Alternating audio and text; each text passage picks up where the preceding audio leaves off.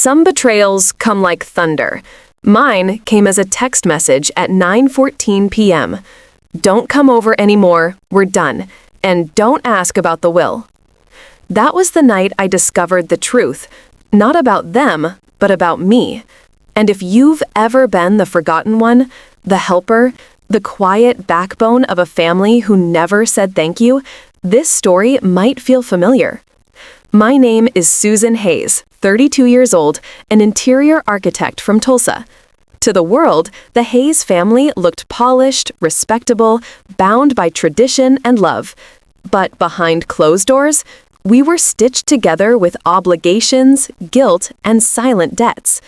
I spent years holding the edges of that fragile picture frame together, paying bills that weren't mine, solving problems I never caused, and waiting for the day they'd see me as more than the daughter who didn't fit the mold. That day never came. Instead, I got a message that ended everything, and it pushed me into a freedom I didn't know I needed. This is the story of how walking away saved my life. It was a Tuesday that felt like every other Tuesday. I had just come home from a client meeting, a boutique hotel renovation I'd poured my heart into. I set my phone on the counter and went to make tea. The kettle whistled. Then the phone buzzed.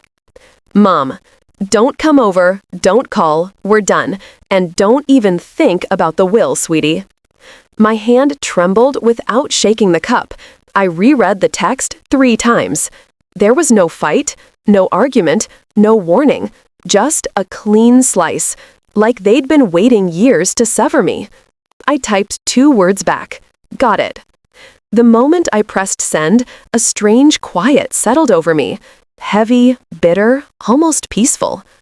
I didn't know it yet, but that text wasn't the beginning of the end. It was the end of the beginning. People always admired my parents. My dad, Stephen Hayes, the restaurant man, built a chain of diners across Oklahoma with his bare hands. Hardworking, tough, admired. My mom, Linda, the perfect hostess. Pearls, perfume, polite smiles. My brother, Brandon, the crowned prince, the legacy, the one they believed could do no wrong. And then there was me. Susan, the girl who loved architecture, color, art, structure, everything my dad claimed had no real future. When I got accepted into design school, he didn't congratulate me. He said, "If you walk away from this family's work, you walk away from our support." And he meant it. I paid every dollar of my tuition myself, worked late shifts, ate noodles, lived in tiny apartments while Brandon got a new truck for helping with the restaurant. Mom, she always said the same line, "Your father is just old-fashioned." But I knew she meant, choose the path he approves or you're on your own. By 28, I was successful. Small firm, big clients, beautiful projects. But success didn't protect me. When Mom got sick, I paid. When Dad's ovens broke, paid. When Brandon's business failed, twice, paid. The worst part, they acted like my help was expected. A nod, a strained smile, "You're a lifesaver, honey." But never love, never respect. Still, I kept helping. Why? Because I thought someday they would finally see me. It happened last fall. Dad invited us for a family discussion at the dining table. When my family used that table, someone always walked out hurt. I came prepared, a proposal to partner my design firm with their restaurants, eco-friendly renovations, new layouts, cost-effective materials. While I presented, Brandon scrolled his phone. Dad cut me off at minute 4. "Hotels don't care about recycled wood, Susan. You're wasting your talent on decorations." Decorations? 25 awards, a growing firm, national press mentions, decorations. Brandon smirked and said, "Stick to designing pretty houses, sis." Mom kept adjusting napkins, her way of staying out of anything uncomfortable. Then Brandon's wife, Tara, whispered, "I actually think it's a good idea." Brandon glared at her like she'd committed a sin. The meeting ended with Dad's words, "We're not investing in your dreams. Brandon's new branch is the priority." Years of sacrifice dismissed in one breath. I packed my laptop quietly. But as I walked out, Tara caught my arm and murmured, "I need to tell you something." Later that night, Tara found me in the driveway. Her voice shook. "Brandon's been stealing from the restaurants." My heart stopped. She handed me screenshots, bank statements, transfers, thousands disappearing into accounts under fake names. Dad's voice drifted from inside. "Brandon's the only one keeping this family together." I felt sick. All those years, all that blame, all that pressure on me. And the golden boy was quietly ripping the family apart. The betrayal wasn't coming. It had already happened. At dawn, I woke up to the message. "Don't call or come over. We're done. And don't ask about the will." That told me two things. Brandon told them I was lying. They were willing to throw me away to protect him. They didn't ask for the truth. They didn't ask for my side. They just erased me. And I let them. I canceled every payment I'd been covering for years. Mom's medical bills, Brandon's loans, restaurant equipment financing, vendor accounts. Each cancellation felt like reclaiming a piece of myself. By noon, my phone exploded. Voicemails, texts, calls. But none of them said, "We're sorry." Only, "Fix this. You owe us. You're tearing this family apart."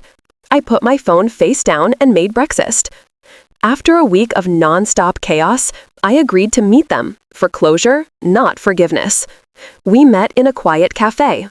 Dad looked angry. Mom looked nervous. Brandon looked annoyed. I sat down calmly. Dad started. "You've ruined everything. Vendors are calling. The restaurants are collapsing. You need to fix this." Not one word about the betrayal. Not one word about his text. Not one word about how they treated me.